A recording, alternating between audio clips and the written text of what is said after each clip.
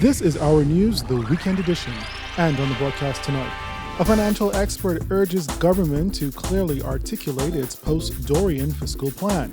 Plus, the Abaco administrator gives an update on the island's former shantytown residents. And the National Security Minister addresses the safety of officers on those storm-ravaged islands.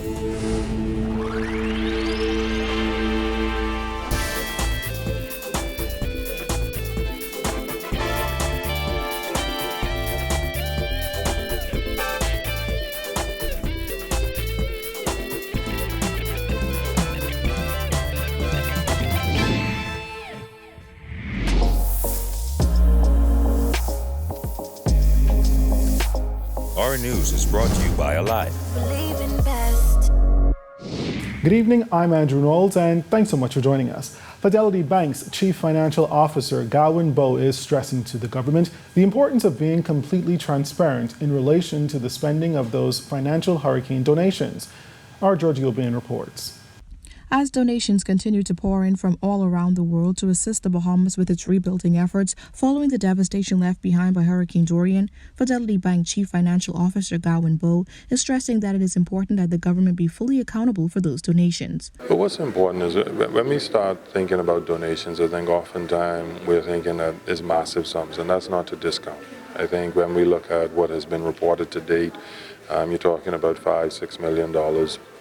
And that's going to continue to climb as people make their pledges and contributions. What government has responsibility for saying is when these funds are received, that they have a proper accounting process that says they're reporting to the public, this is the money that's been received from local donations, foreign donations, if you will, from non-government organizations, corporates, etc., however you wish to break it down. According to Bow, it is as simple as providing the public with a profit and loss statement. What's going to be important is saying, again, where do we put it? So is it in relief efforts? So I mean in temporary housing? Is it in reconstruction efforts, putting people's homes back, donating supplies and goods? Is it in other areas that are going to be focused on, transport, logistics and the ones? And what we want is just to see, if you will, a profit and loss statement to say this is the money received, this is the money expended. Prime Minister Dr. Hubert Minnis announced that he has engaged an accounting firm to help the government with its accountability. However, Bow also made some more recommendations to assist with comforting those who made the donations that the funds were used wisely. I would expect that the Ministry of Finance and their officials to be able to do the record keeping and accounting. They should make sure that whatever is necessary in terms of software, equipment, to ensure that they can track and report is there. And then if we're going to engage external firms, that we make sure that they are actually providing assurance over the monies that have been collected and expended. And when we do that, then there's a level of confidence, if you will, that's going to build in terms of saying, well, I donated my $1 million for the larger ones.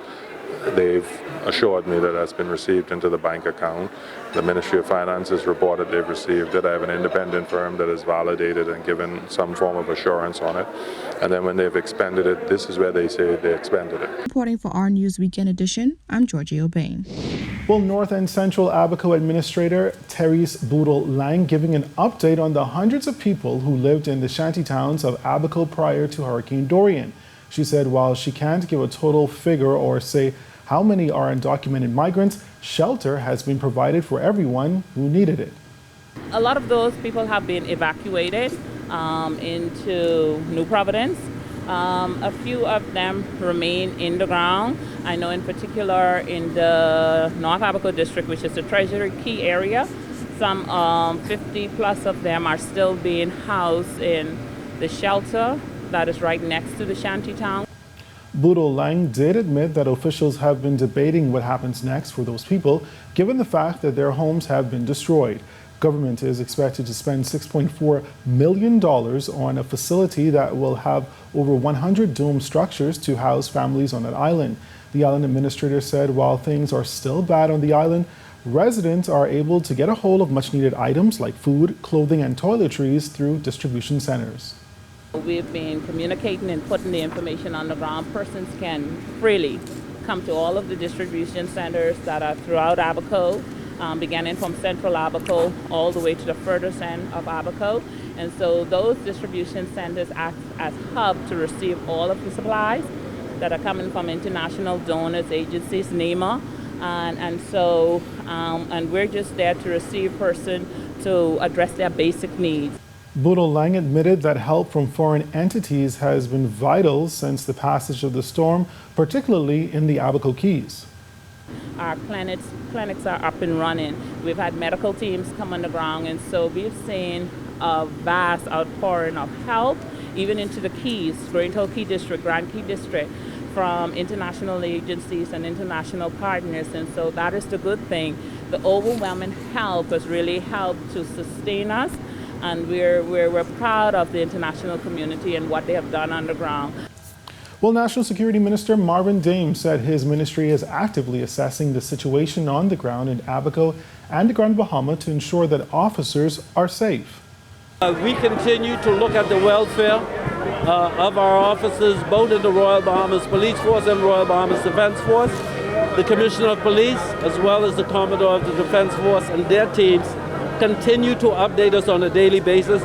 More Defense Force officers are expected to be deployed to Abaco to help keep the peace on the storm-ravaged island. Dame says they've ensured that deployed officers are taken care of and added that he's visited officers who were impacted by the storm to ensure they too had what they needed. I myself went into Grand Bahama and had separate meetings with both the Royal Bahamas Defense Force officers who were stationed there, as well as the police officers who were impacted. We took a team in from the Ministry of National Security, and we are now working with all of the agencies to ensure that our first responders are taken care of. Well, one man was shot by police overnight after refusing to adhere to officers' orders to drop his weapon. Police were on St. Albans Drive around 2 this morning when they heard gunshots being fired. As they were walking towards a nightclub, officers say they observed a man walking towards them with a firearm. The gunman was ordered to drop his weapon, however, he refused to and pointed it in the direction of officers. Being in fear for their lives, the officers shot the man. He was taken to hospital where, at last report, he was listed in serious condition. No other injuries were reported, and officers recovered the illegal firearm, which contained 8 rounds of ammunition. Police also investigating a shooting yesterday where we're told a man was walking on Verbena Street off Rosedale Street shortly before 5 p.m. when the occupants of a pink Nissan March opened fire in his direction, resulting in the man being shot in the leg. He was taken to hospital and listed in stable condition. Police say his injuries are non-life-threatening. Meantime, an altercation between a group of men at Potters Key Dock resulted in one man being stabbed. The incident occurred shortly after 8 Friday night when the man got into an argument with 2 other men who are known to him.